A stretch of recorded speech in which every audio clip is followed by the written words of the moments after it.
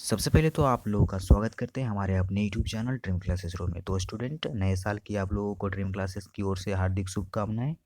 और हमारे सारे स्टूडेंट्स इस साल जो भी मैट्रिक्स का एग्ज़ाम देने वाले 10th का बिहार बोर्ड में, तो आप लोग के लिए नव वर्ष की हार्दिक शुभकामनाएं। हमारे जितने स्टूडेंट इस लाइव क्लासेस को देख रहे हैं सबको हैप्पी न्यू ईयर 2022। ठीक है। और हमारे सारे स्टूडेंट जितने भी हैं जो है इस लाइव को देख रहे हैं, एक बार अपने दोस्तों में इस लाइव को शेयर कर दें ताकि वो भी आके जुड़ सके लाइव से। तो चलते हैं अपने लाइव को स्टार्ट करते हैं एंड क्लासेस को स्टार्ट करते हैं एंड इसका जो भी आंसर होगा ऑब्जेक्टिव का। सो आज का क्लास जो है सोशल साइंस है। ठीक है, सोशल साइंस। एंड यहाँ पे सेट प्रैक्टिस जो है आज न्यू क्वेश्चंस लेके आए हैं। सो आप जितने भी स्टूडेंट हैं यहाँ पे, इसका जो राइट आंसर होगा आप में कमेंट करना हमेशा की तरह। सो चलते हैं अपने क्लासेस को स्टार्ट करते हैं। तो हमारा पहला क्वेश्चन है। ठीक है, हमारा पहला क्वेश्चन है, गैरीवाल्डी पेशे से क्या था? गैरीवाल्डी पेशे से क्या था? ए में है सिपाही, बी में है किसान, सी में है जमींदार और डी में नाविक। ठीक है, आपको बताना है गैरीवाल्डी पेशे से क्या था। तो ए में सिपाही है, बी में किसान है, सी में जमींदार है और डी में नाविक है। तो एक का राइट आंसर आप लोग कमेंट सेक्शन फास्ट कीजिए। और वीडियो क्वालिटी नहीं मिल रहा है तो आप लोग वीडियो क्वालिटी को अपने हिसाब से एडजस्ट कर लें। 360 पे या 480 पे देखिए, आप लोग को बेहतर क्वालिटी मिलेगी। ठीक है, एक का राइट आंसर आप लोग कमेंट सेक्शन कीजिए। एक का राइट आंसर कौन सा होगा? नाविक है। ठीक है ना, गैरीवाल्डी पेशे से नाविक था। और दूसरा नंबर क्वेश्चन की ओर चलते हैं। तो हमारा दूसरा क्वेश्चन बोल रहा है, साम्यवादी घोषणा पत्र के लेखक थे। ठीक है, साम्यवादी घोषणा पत्र के लेखक कौन थे वो पूछ रहा है। ए में है लियो टॉल्स्टॉय, बी में है मैक्सिमम, ठीक है, मैक्सम गोर्की। ठीक है, मैक्सम गोर्की। सी में है लेनिन और डी में है कार्ल मार्क्स। सो दो का राइट आंसर आप लोग बताइए। साम्यवादी घोषणा पत्र के लेखक कौन थे? दो का राइट आंसर कार्ल मार्क्स होगा। ठीक है, तीसरे नंबर क्वेश्चन को देखते हैं। तो हमारा तीसरा क्वेश्चन बोल रहा है,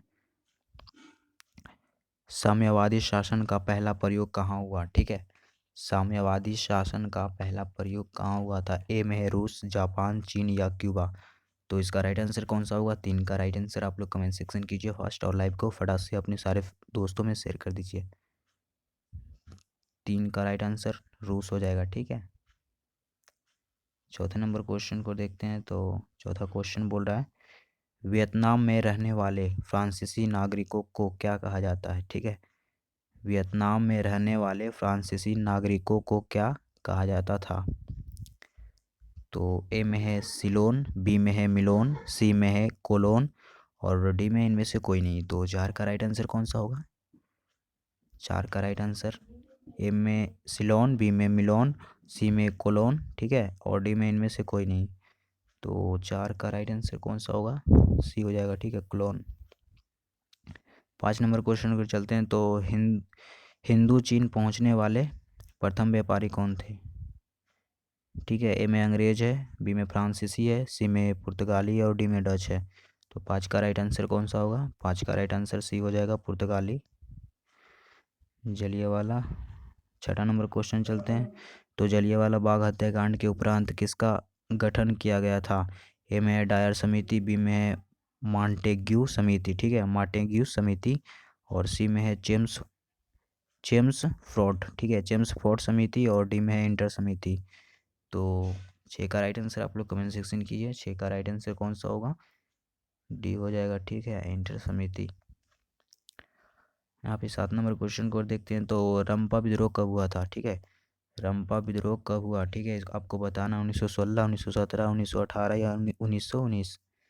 तो 7 का राइट आंसर आप लोग दीजिए। 7 का राइट आंसर कौन सा होगा? 1916। ठीक है, 1916, रंपा विद्रोह 1916 में हुआ था।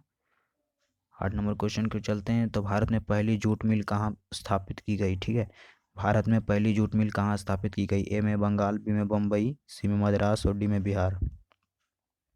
तो 8 का राइट आंसर कौन सा होगा? बंगाल होगा। ठीक है, बंगाल। 9वें नंबर क्वेश्चन के चलते हैं। तो जमशेद जी टाटा ने Tata iron and steel company की स्थापना कब की थी? जमशेद जी टाटा ने Tata iron and steel company की स्थापना कब की थी? 1854, 1907, 1915 और 1923। कब की थी आपको बताना है। तो इसका राइट आंसर कौन कौन सा होगा? 9 का राइट आंसर हो जाएगा 1907। ठीक है, 1907। 10 नंबर क्वेश्चन के चलते हैं। तो दादा साहेब फाल्के ने निम्नलिखित में किस फिल्म का निर्माण किया था? ए में है राजा हरिश्चंद्र, बी में है झांसी की रानी, सी में है CID और डी में है गेस्ट हाउस। 10 का राइट आंसर कौन सा होगा?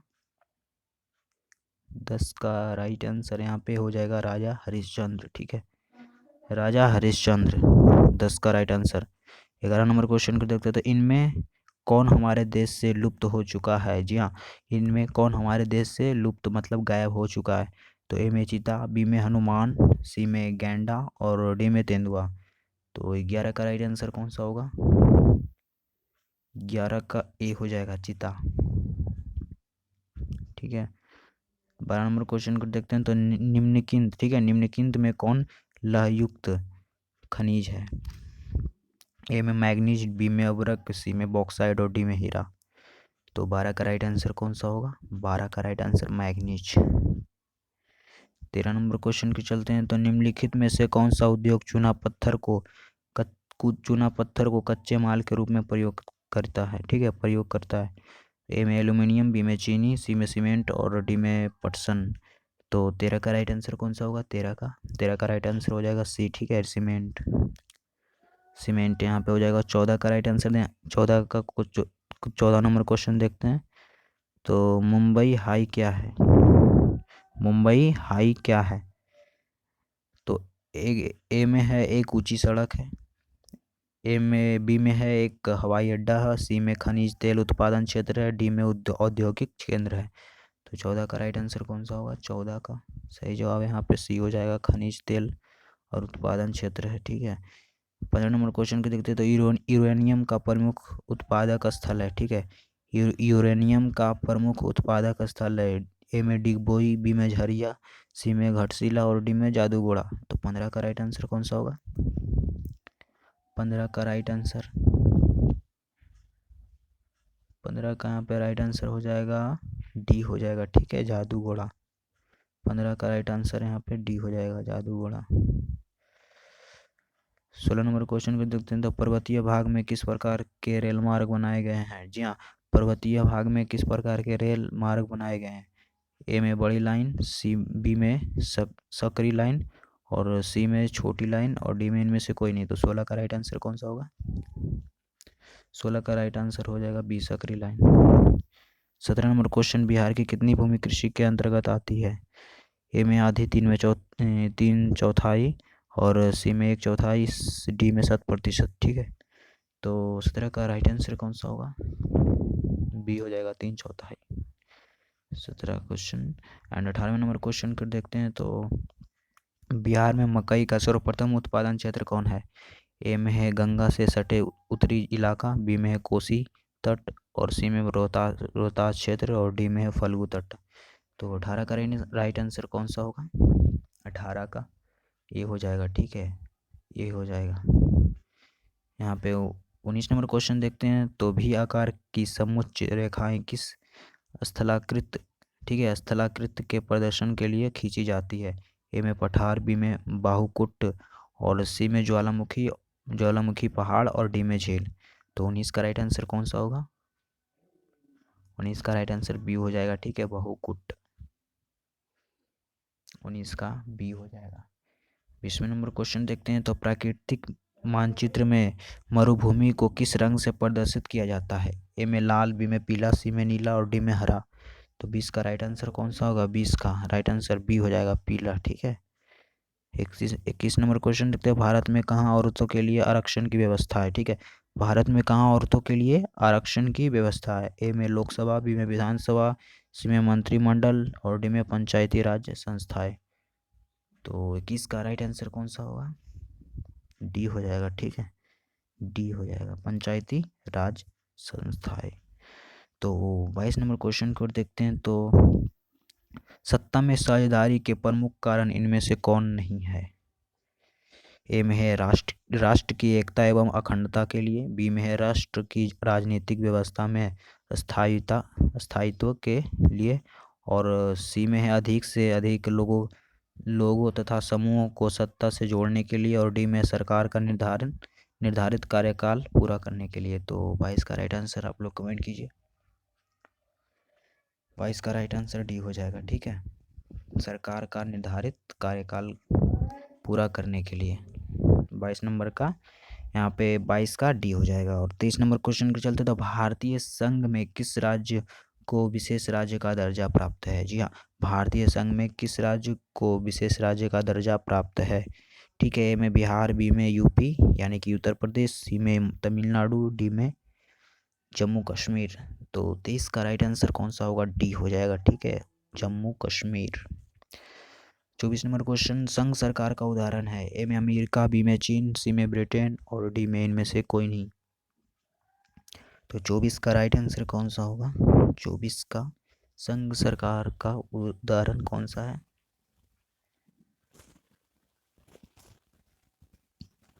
ए हो जाएगा। 25 नंबर क्वेश्चन, गठबंधन सरकार की पकड़ प्रशासन पर होती है? ए में मजबूत, बी में ढीली, सी में अति मजबूत और डी में कठोर। तो 25 का राइट आंसर कौन सा होगा? 25 का राइट आंसर हो जाएगा बी, ढीली होती।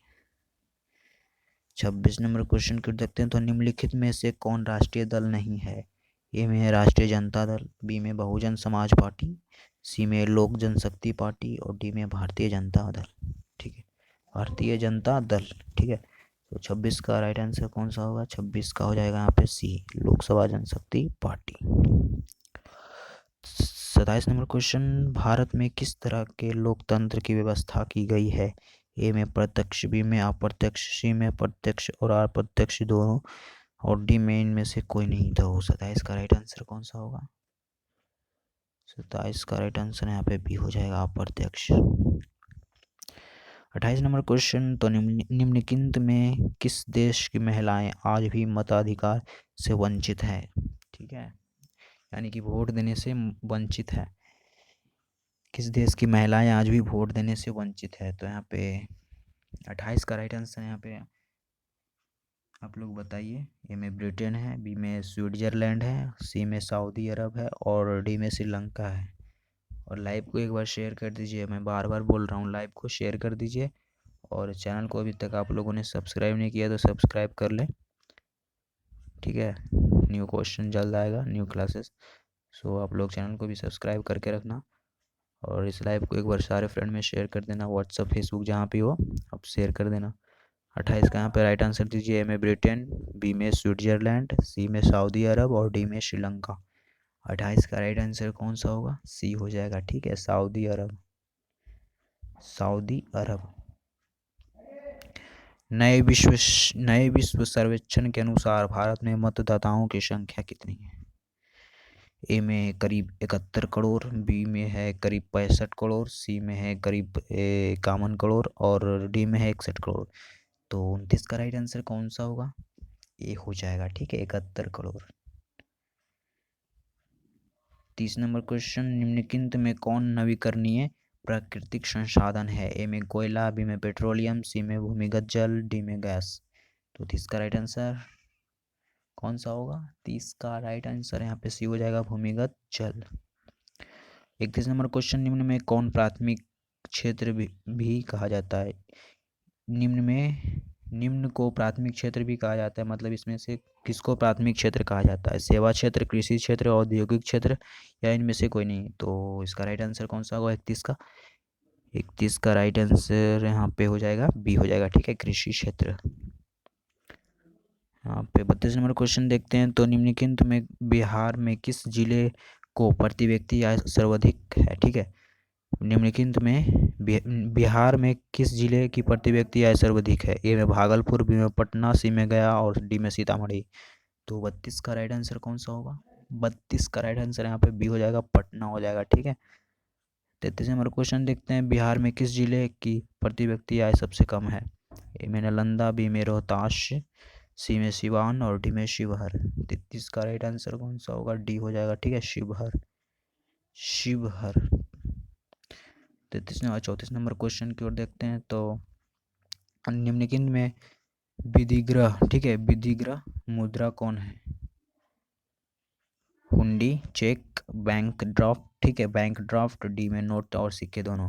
34 का राइट आंसर कौन सा होगा, आप लोग कमेंट कीजिए। 34 का राइट आंसर यहाँ पे डी हो जाएगा, नोट और सिक्का दोनों।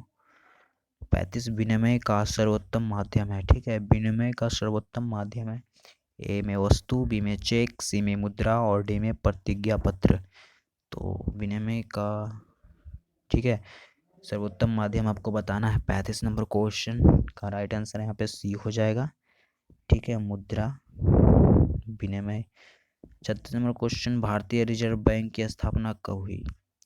जी हाँ, भारतीय रिजर्व बैंक आरबीआई का स्थापना कब हुआ वो आपको बताना है। ए में 1934, बी में 1935, सी में 1948 और डी में 1951।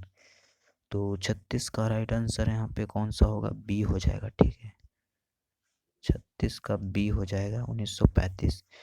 निम्नलिखित में कौन संचार सेवाओं का अंग है? ठीक है, निम्नलिखित में कौन संचार सेवाओं का अंग है?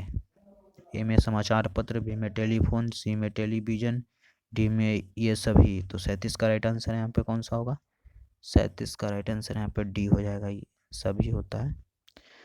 38 नंबर क्वेश्चन देखते हैं। तो हमारे देश का कौन सा शहर, ठीक है, हमारे देश का कौन सा शहर सूचना प्रौद्योगिकी तथा सॉफ्टवेयर शक्ति का प्रतीक बन गया है? ए में दिल्ली, बी में मुंबई, सी में बेंगलुरु और डी में चेन्नई। तो 38 का राइट आंसर यहाँ पे कौन सा होगा? बेंगलुरु, ठीक है, इलेक्ट्रॉनिक नगरी। 39 का, निम्नलिखित में कौन बहुराष्ट्रीय कंपनी है? ए में है फोर्ड मोटर्स, बी में है कोका कोला और सी में है नोकिया, डी में ये सभी, इनमें से मतलब सभी। तो 39 राइट आंसर यहाँ पे आप लोग बताइए, 39 का डी हो जाएगा। 40 नंबर क्वेश्चन देखते हैं। तो भूपटल के नीचे का वह स्थल, ठीक है, जहाँ भूकंप का जन्म होता है, क्या कहा जाता है? ए में भूकंप केंद्र, बी में अधिकेंद्र, सी में अनुकेंद्र और डी में इनमें से कोई नहीं। तो 40 का राइट आंसर आप लोग कमेंट कीजिए। यहाँ पे 40 का राइट आंसर कौन सा होगा? अधिकेंद्र, भूकंप सबसे पहले अधिकेंद्र पे आता है, ठीक है।